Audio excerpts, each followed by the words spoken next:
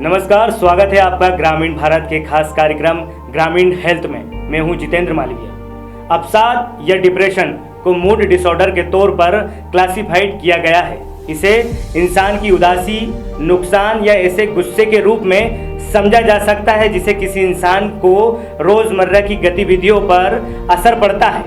भारत जैसे विकासशील देशों में डिप्रेशन बेहद सामान्य समस्या है।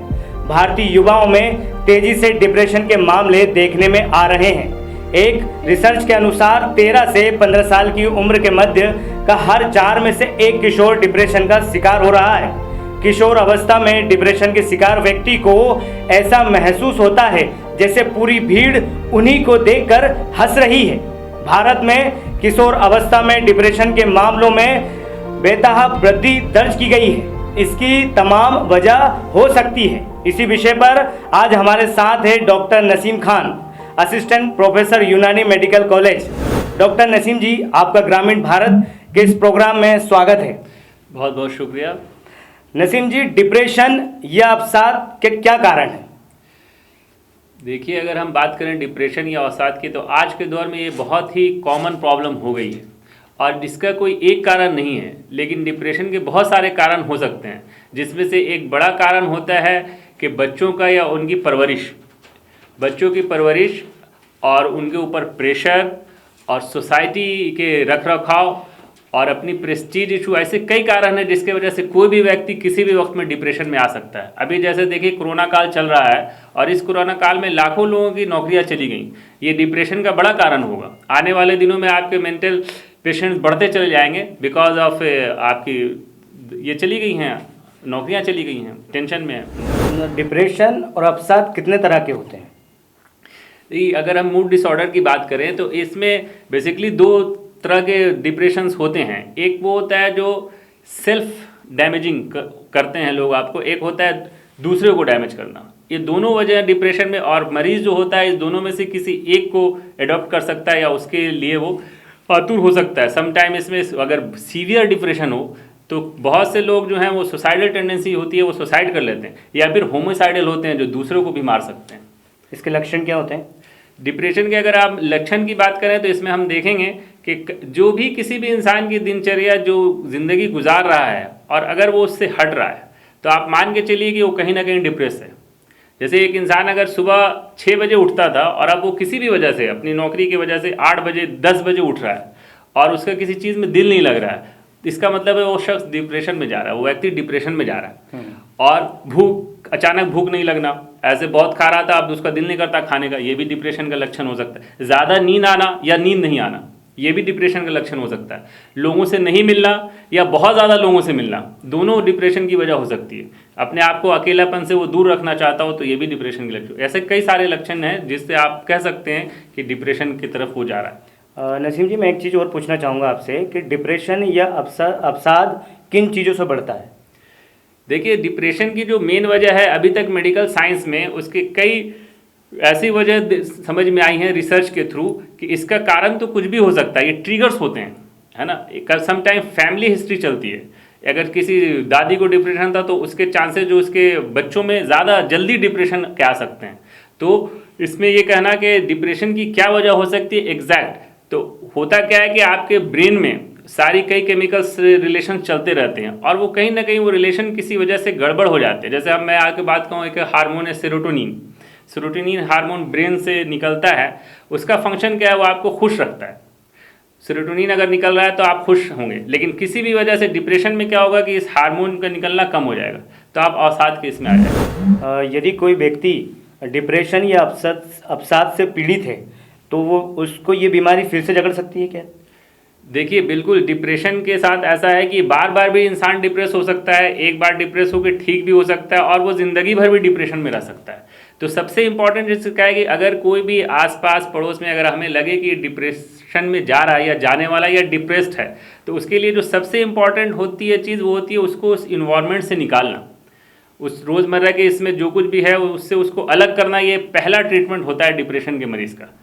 वो जिस भी इन्वायरमेंट में रहा है, समटाइम आप देखेंगे घरेलू हिंसा की वजह से औरतों को डिप्रेशन हो जाता है, बच्चों के ऊपर पढ़ाई का बहुत प्रेशर है वो डिप्रेशन में आ जाते हैं, भाई सास बहू के झगड़े हो रहे हैं, वो डिप्रेशन में आ जाती है। नौकरी चली गई हमारी, मैं डिप्रेशन, हमारा प्रमोशन होना था, नहीं हुआ, डिप्रेशन में आ जाते हैं। तो ये सारी मटेरियलिस्टिक वजह जो है डिप्रेशन कॉज करता है। डिप्रेशन, इसलिए हमें डिप्रेशन के लिए सबसे इंपॉर्टेंट चीज़ है कि उस माहौल से उस इंसान को निकाला जाए जिसमें वो डिप्रेशन महसूस कर रहा है। और डिप्रेशन या अवसाद के लिए कोई पारंपरिक उपचार के लिए कोई? देखिए, हमारे बुजुर्गों से और हमारे भारतीय संस्कृति जो है एक बहुत अच्छा रोल प्ले कर सकती है इस डिप्रेशन को लेकर के, क्योंकि मेडिटेशन, योगा जो हमारे एक बहुत आजकल तो पूरी दुनिया में ये फैल गई है और लोग उसका फ़ायदा उठा रहे हैं। तो अगर हम इस चीज़ को अगर अपनाएंगे, मेडिटेशन करेंगे, आयुर्वेदिक उपचार, यूनानी उपचार लेंगे जो कि प्राकृतिक चिकित्सा है, तो इससे हमें कहीं फ़ायदा होगा। और फ़र्क क्या पड़ेगा कि ये दवाएँ जो हैं आपको इसके कंटिन्यूअस जो है आदत नहीं पड़ेगी। जितनी भी डिप्रेशन की ये एलोपैथिक दवाएं आती हैं इसमें थोड़ा सा कंटिन्यूटी ज़्यादा हो जाती है। तो मेडिटेशन और प्राकृतिक चिकित्सा बहुत लाभदायक है डिप्रेशन को दूर करने के लिए। सकारात्मक माहौल दूर करता है इन सब चीज़ों को, बहुत ज़रूरी है। इसीलिए मैंने पहले ही कहा कि नकारात्मक माहौल से पेशेंट्स को सकारात्मक माहौल देना ही डिप्रेशन का सही उपचार है, चाहे वो योगा के थ्रू हो, चाहे वो मेडिटेशन के थ्रू हो, चाहे वो काउंसलिंग के थ्रू हो। और इसमें काउंसलिंग तो इतना बड़ा रोल प्ले करता है कि आपको हैरत होगी। जैसे कल आपने पढ़ा पेपर में 3 बच्चियों ने सुसाइड किया, क्या था वो? डिप्रेशन था। किस? नेट की प्रेशर की वजह से। नीट के प्रेशर, आज उन्होंने एग्ज़ाम नहीं दिया और 3 बच्चों ने सुसाइड कर लिया सिर्फ इस प्रेशर से कि वो उनका नंबर नहीं आएगा, वो नीट में क्वालिफाई नहीं कर पाएंगे। तो इसकी वजह क्या हुई? प्रेस्टीज इशू हो गया। ये माँ बाप का प्रेशर इतना है कि अगर उसने बच्ची ने कंपटीशन नहीं निकाला तो ये ज़्यादा अहमियत नहीं है कि उसका कैरियर क्या बनेगा, वो अहमियत किस चीज़ की है कि हमारे रिश्तेदार क्या कहेंगे, हमारी सोसाइटी क्या करेगी। इसके वजह से बच्चे जो हैं बहुत डिप्रेशन में आ रहे हैं आजकल। 10th का मार्क्स जो है वो एक प्रेस्टीज इशू बन गया है, ना कि वो बन गया है कि आपके गुणवत्ता को देखने के लिए। और उस चीज़ को लोग उसी तरह से एक्सप्रेस भी करते हैं। मुझे तो बहुत अफसोस होता है इस चीज़ को देख करके कि लोग अपने प्रेस्टीज इशू के लिए अपने बच्चों को तक को दांव पे लगा दे रहे हैं। ये आपने सही कहा है। और डिप्रेशन शायद बहुत हद तक ज़्यादा से ज़्यादा अभी बढ़ता ही जा रहा। मैं आपसे एक चीज़ पूछना चाहूँगा नसीम जी कि डिप्रेशन और अवसाद के जो व्यक्ति या लोग या पीड़ित होते हैं उनको हम कैसे पहचानें? हाँ, ये बहुत ज़रूरी है, क्योंकि असल में एक तो हमारे सोसाइटी में और हमारे ये स्टिग्मा लगा हुआ है कि कोई भी इसको हम मेंटल पेशेंट में काउंट करते हैं। और इस तरह के पेशेंट को अगर आपके घर में है तो कोई दूसरे घर वाले को नहीं बताता कि डिप्रेस है। किसी में लक्षण दिखाई देते हैं तो डॉक्टर तक जाने की जहमत नहीं करते, वो नहीं जाना चाहते कि इससे हमारी बदनामी होगी। लेकिन हकीकत ऐसा नहीं है भाई। डिप्रेशन भी वैसे ही रोग है जैसे आपको खुजली हो जाती है ना, आपको कम दिखाई देने लगता है। तो डिप्रेशन भी एक बीमारी है, उसको ऐसे नहीं लेना कि इससे हमारी कोई बहुत ज़्यादा वो इज्जत कम हो जाएगी या मेरे घर में कोई पेशेंट है तो वो ठीक होने वाली बीमारी है, ठीक हो जाती है। हमें बस उसका उपचार करना है और ट्रीटमेंट करना है। तो जब कभी मैं आपको बताऊं किस्सा कि मैं जब हॉस्टल में तैयारी करता था और मेरा एक साथी भी था, वो भी तैयारी करता था। 2 साल तक तैयारी करने के बाद अचानक उसकी लाश जो है हॉस्टल में बाथरूम में मिली।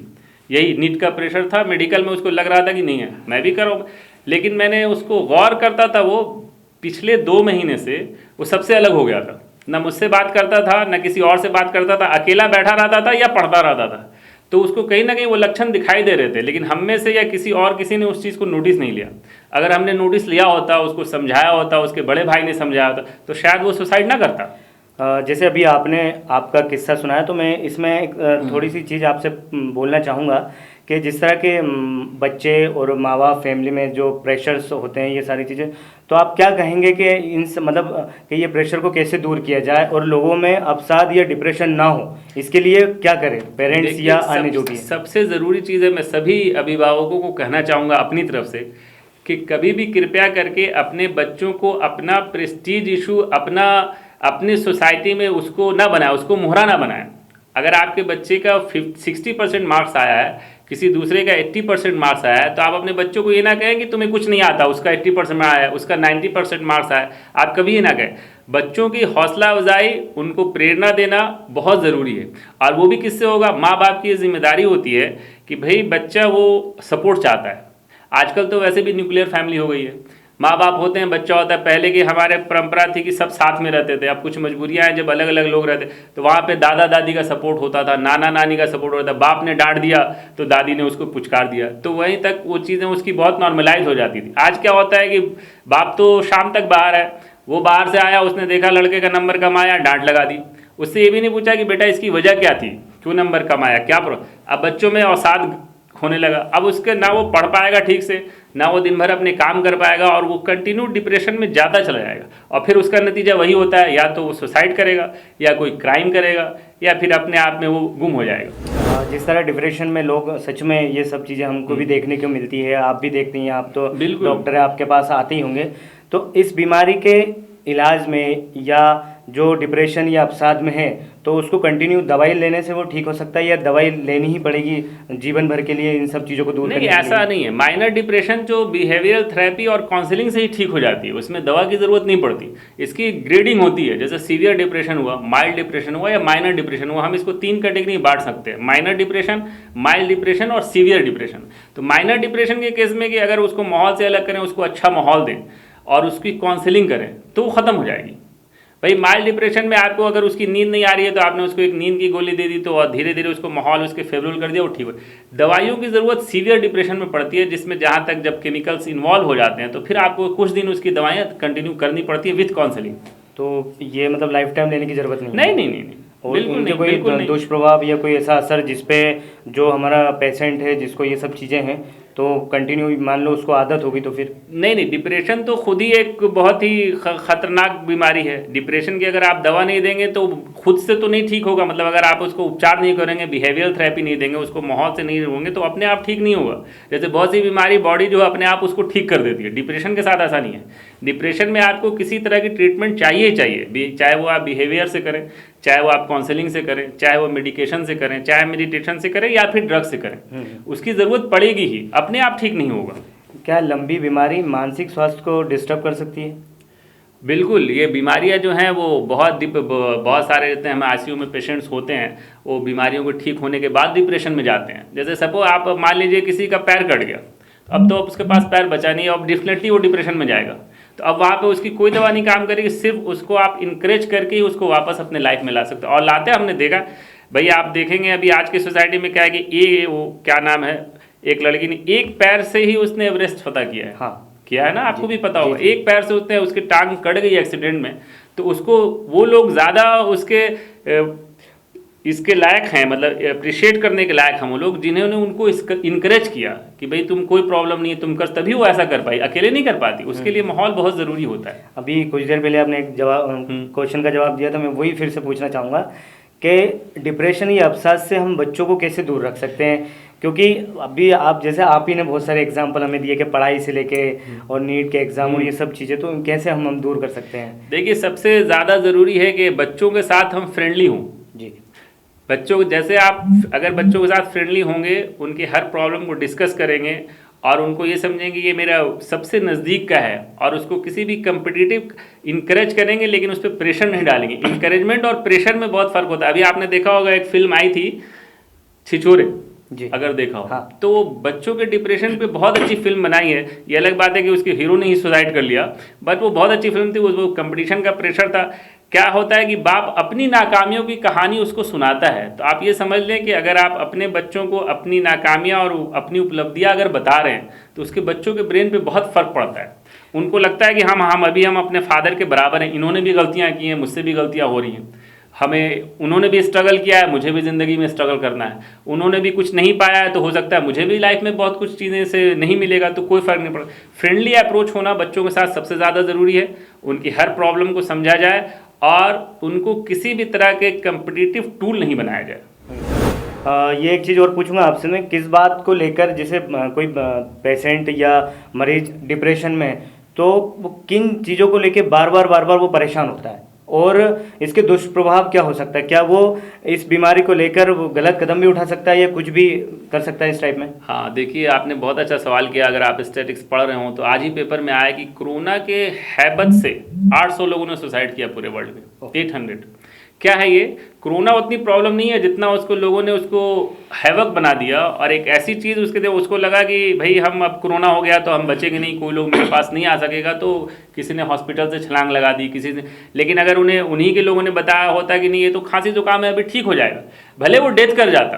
भाई किसी को कोई डेथ कर जा रहा है, कोई वापस आ जाए, लेकिन हम अपने इंकरेजमेंट के लिए किसी को कोरोना हो और उससे बार बार बोलते रहे कि नहीं तुम ठीक हो जाओगे, कोई घबराने की बात नहीं है, तो इसमें क्या प्रॉब्लम है? उसके साथ जो होना होगा वो। लेकिन अगर हम उसको कह देंगे नहीं अब तो तुम्हारी बिल्कुल निश्चित है मौत, तो वो कूद ही जाएगा। तो ये आज कोरोना का ये देख लीजिए क्या इफेक्ट है। नसीम जी, एक मैं बात कहूँगा आपसे कि मतलब जिस तरह से परिवार में डिप्रेशन है, या आप ही ने एक एग्जांपल दिया कि पेरेंट्स हैं तो बाहर हैं, वो आते हैं घर पे और डांट देते हैं, तो आप उन पेरेंट्स को क्या कहना चाहेंगे कि आप अपने बच्चों को एक तो पहले तो कैसे डिप्रेशन से उनको दूर रखें और कोई किसी तरह से प्रेशर ना दे, इसके बारे में आप क्या कहेंगे उन परिवारों से? देखिए, मैं परिवार से एक रिक्वेस्ट ये करना चाहूँगा कि भाई सबसे पहले तो है कि आपकी जिम्मेदारी उनके उठने से पहले शुरू हो जाती है जी। बच्चों के उठने से पहले आपकी जिम्मेदारी, क्या जिम्मेदारी है? जब वो स्कूल के लिए जा रहा है तो आप उसको कह रहे हैं कि ठीक है, आप वहाँ कोई प्रॉब्लम होगी मुझे आगे बताना। पहली बात कि भाई स्कूल में अगर कोई भी प्रॉब्लम मुझसे आगे डिस्कस करना, किसी साथी के साथ हो, टीचर के साथ हो, कोई जब वो स्कूल से आता है तो आप उसको ये ना कहिए कि भाई तुम्हें कितने मार्क्स मिले। आप जैसे आज एग्ज़ाम है तो वो आया घर से तो हाँ भाई ऐसा ना कहें। पहले आप उसे गले लगाएं, उसे बिठाएं, भूख लगी है उसको कुछ खिलाएं, फिर आप पूछे कि हाँ बेटा कैसा रिजल्ट रहा।